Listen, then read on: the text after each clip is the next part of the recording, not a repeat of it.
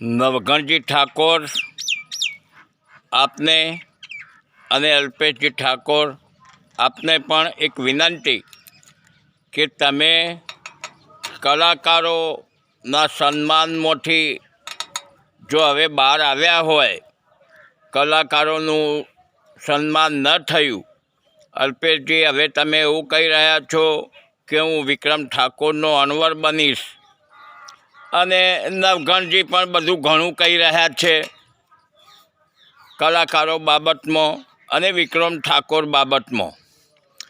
પરંતુ મારું કહેવું એવું છે સાહેબો કે જો તમે હવે એ પંચાયતમાંથી બહાર આવ્યા હોય ને તો ખેડૂતો બાબતમાં પણ થોડુંક તો વિચારો. ખેડૂતો અને ભણેલા ગણેલા છોકરાઓનું જે કંપનીઓમાં શોષણ થઈ રહ્યું છે ને એ લોકો વિશે પણ થોડુંક તો વિચારો સાહેબ. જ્યાં તમને પ્રસિદ્ધિ મળી તેવું હોય ત્યાં તમે કૂદી પડો છો બંને જણા. વિક્રમ ઠાકોરનું નામ તો બહુ મોટું છે ગુજરાતની અંદર.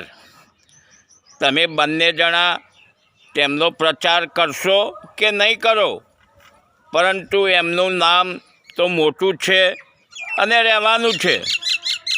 ગરીબ ખેડૂતો જે પીસાઈ રહ્યા છે, ગરીબ માણસો જે પીસાઈ રહ્યા છે, ગરીબ ભણેલા ગણેલા છોકરાઓ જે કંપનીઓમાં જેનું શોષણ થાય છે તેમના વિશે થોડુંક તો વિચારો અને રજૂઆત કરો કે જો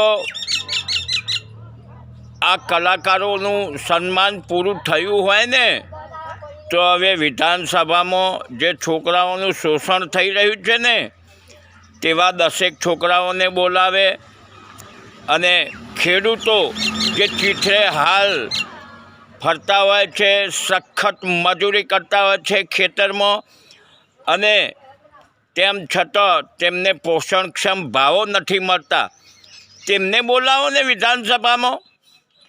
અને ગરીબો મજૂરો જે ખેત મજૂરી કરે છે અને જે ટળવળે છે તેમને બોલાવો ને વિધાનસભામાં.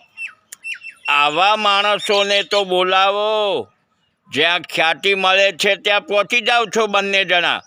નવઘણજી, તમે બહુ જ મોટી મોટી બહાદુરીની વાતો કરો છો, અને પેલા ભૂવાઓ બદમાશો, એક ખુખાર મેળડીનો ભૂવો જે જબરજસ્ત શોષણ કરી રહ્યો છે, ગરીબોનું શોષણ કરે છે, ત્યાં ગરીબો જ જાય છે, પીસાયેલા માણસો જ જાય છે, તેવા ભૂવાઓ વિશે કંઈ કરો ને.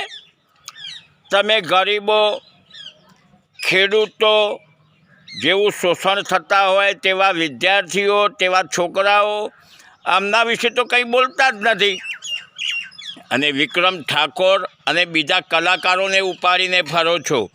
તમે જાણો છો કે આ બધાને બોલાવવા અને આ બધાની વાતો કરવાથી આપણને કોઈ ઓળખવાનું નથી. અને વિક્રમ ઠાકોર તો પહેલેથી જ બહુ મોટું નામ છે તેમનું, એટલે તમે બંને જણા વિક્રમ ઠાકોરની તરફદારી કરવા નીકળી પડ્યા છો. વિક્રમ ઠાકોરના લીધે તમારું નામ મોટું થાય છે, તમારાથી વિક્રમ ઠાકોરનું નામ મોટું નથી થતું.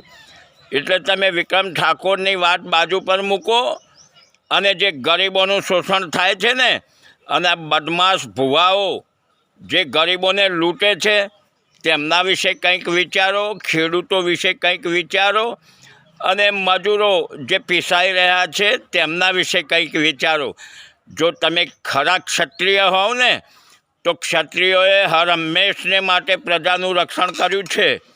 તો આ મોંઘવારીમાં જે પ્રજા પીસાઈ રહી છે ને તેના માટે તમારું ક્ષત્રિય વટ દેખાડો, ક્ષત્રિયપણું તેના માટે દેખાડો. વિક્રમ ઠાકોરને તો તમારી જરૂર નથી. તમે ખોટા વિક્રમ ઠાકોરને ઉપાડીને ફરો છો. વિક્રમ ઠાકોર તો તમારા કરતાં મોટા નામવાળા છે. માટે મહેરબાની કરો, તે બધું છોડો અને ગરીબો વિશે થોડુંક વિચારો. દોસ્તો, મેં કદાચ ક્યાંય ભૂલ પણ કરી હશે.